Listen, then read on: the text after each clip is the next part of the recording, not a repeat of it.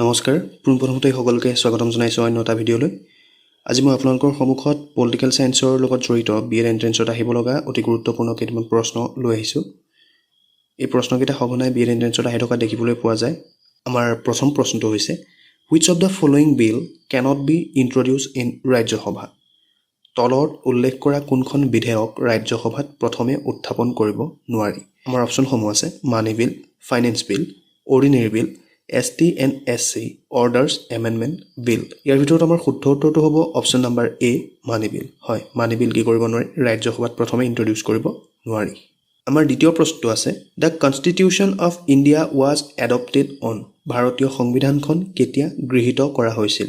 আমাক ইয়াত কাৰ্যকৰী কেতিয়া হৈছিল সেইটো কথা সোধা নাই। কাৰ্যকৰী কৰা আৰু গৃহীত কৰা দুইটা বেলেগ বস্তু হয়। ইয়াৰ আমাৰ শুদ্ধ উত্তৰটো হ'ব অপচন নম্বৰ C 26 নৱেম্বৰ 1949।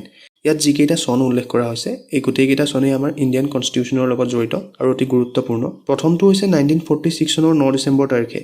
এই ডেটটোত কি হৈছিল জানেনে? যিখন আমাৰ সংবিধান সভা আছিল কনষ্টিটুৱেণ্ট এছেম্বলি, ফাৰ্ষ্টখন মিটিং হৈছিল 9 ডিচেম্বৰ তাৰিখে 1946 চনৰ। আৰু 13 ডিচেম্বৰ 1946 চনত কি হৈছিল, যিটো অবজেক্টিভ ৰিজলিউশ্যন দিছিল পণ্ডিত জৱাহৰলাল নেহৰুৱে এই ডেটটোতে দিছিল। 26 নৱেম্বৰটো আমি পাইছোৱে ইণ্ডিয়ান কনষ্টিটিউশ্যনখন এডপ্ট কৰা হৈছিল। আৰু যিটো দিয়া আছে 26 জানুৱাৰী 1950 এই চনটোত কি কৰা হৈছিল, ভাৰতৰ যিখন সংবিধান সেইখন গোটেই ভাৰতবৰ্ষৰ বাবে কাৰ্যকৰী কৰা হৈছিল এই দিনটোৰ পৰাই। সেয়েহে 26 জানুৱাৰী তাৰিখটো গণতন্ত্ৰ দিৱস হিচাপে প্ৰত্যেক বছৰে পালন কৰা হয়। আৰু ইয়াৰ লগতে জানি থ'ব 26 নৱেম্বৰটো প্ৰতি বছৰে সংবিধান দিৱস হিচাপে পালন কৰি অহা হৈছে। আমাৰ নেক্সট কুৱেশ্যনটো আছে who was the president of the drafting committee of constituent assembly? আমাৰ শুদ্ধ উত্তৰটো হৈছে option number D B.R. Ambedkar. এইখিনিতে আৰু এটা কথা জানি থ'ব, আমাৰ যিখন ড্ৰাফটিং কমিটি আছিল সেই ড্ৰাফটিং কমিটিৰ টোটেল সদস্য কেইজন আছিল বাৰু? টোটেল সদস্য আছিলে 7জন। কেতিয়াবা প্ৰশ্ন এনেকৈ আহে ড্ৰাফটিং কমিটিৰ ডক্টৰ B.R. আম্বেদকাৰক বাদ দি আৰু কেইজন সদস্য আছিল বাকী? তেতিয়া আমি ক'ব লাগিব 6জন। আমাৰ পিছৰ প্ৰশ্নটো আছে when the Indian national flag was adopted? কেতিয়া ভাৰতৰ জাতীয় পতাকাখন গ্ৰহণ কৰা হৈছিল? ইয়াৰ ভিতৰত আমাৰ শুদ্ধ উত্তৰটো হ'ব অপশ্যন নম্বৰ A 22 জুলাই 1947। 1947 চনৰ 22 জুলাই তাৰিখে আমাৰ যিখন ইণ্ডিয়াৰ নেশ্যনেল ফ্লেগ আছিলে সেই ইণ্ডিয়ান নেশ্যনেল ফ্লেগখন কি কৰা হৈছিল, গ্ৰহণ কৰা হৈছিল। আমাৰ 5 নম্বৰ প্ৰশ্নটো আছে who appoints the governor of India state? ভাৰতীয় ৰাজ্যসমূহৰ ৰাজ্যপালক কোনে নিযুক্তি? ইয়াৰ ভিতৰত আমাৰ শুদ্ধ উত্তৰটো হ'ব option number D president of India. আমাৰ পিছৰ প্ৰশ্নটো আছে the parliament of India is consist of. আমাৰ যিখন ইণ্ডিয়াৰ পাৰ্লিয়ামেণ্ট আছে সেই পাৰ্লিয়ামেণ্টখন কিহেৰে গঠন হয়, কোন কোন থাকে পাৰ্লিয়ামেণ্টখনত, আমাক সেইটো সুধিছে প্ৰশ্নটোত। এইটো 2022 চনৰ বিএড এন্ট্ৰেন্সত অহা এটা প্ৰশ্ন। এনেধৰণৰ প্ৰশ্নসমূহ অতি গুৰুত্বপূৰ্ণ।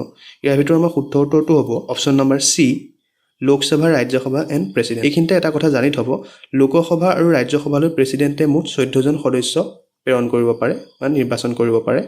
এই লোকসভালৈ প্ৰেচিডেণ্টে পঠায় 2জন সদস্য আৰু ৰাজ্যসভালৈ পঠায় 12জন সদস্য। টোটেল 14জন সদস্য প্ৰেচিডেণ্টে চিলেক্ট কৰিব পাৰে বা নমিনেট কৰিব পাৰে। ইয়াৰ পিছৰ প্ৰশ্নটো হৈছে who is the x official chairman of Rajya Sabha? এই প্ৰশ্নটো বিএড এন্ট্ৰেন্সত আহি গৈছে আৰু সঘনাই আহি থকা দেখিবলৈ পোৱা যায় এই প্ৰশ্নটো।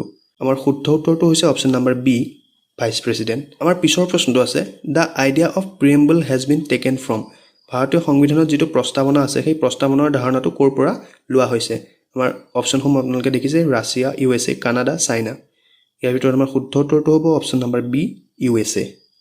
আমাৰ পিছৰ প্ৰশ্নটো আছে which constitutional amendment act was termed as mini constitution? কোনখন সাংবিধানিক সংশোধনীক আইনক মিনি সংবিধান বুলি কোৱা হয়? ইয়াৰ ভিতৰত আমাৰ শুদ্ধ উত্তৰটো হ'ব option number A 42nd amendment. আমাৰ আজিৰ অন্তিমটো প্ৰশ্ন আছে which article of the Indian constitution discuss about untouchability? এই প্ৰশ্নটো সঘনাই আহি থাকে আৰু ৰিপিট হৈ থকা দেখিবলৈ পোৱা যায়। আমাৰ আনটাচেবিলিটি মানে হৈছে অস্পৃশ্যতা। আমাৰ ভাৰতীয় সংবিধানৰ কোনটো আৰ্টিকল বা কোনটো অনুচ্ছেদ অস্পৃশ্যতাৰ লগত জড়িত? ইয়াৰ ভিতৰত আমাৰ শুদ্ধ উত্তৰটো হৈছে অপশ্যন নম্বৰ ডি আৰ্টিকল 17।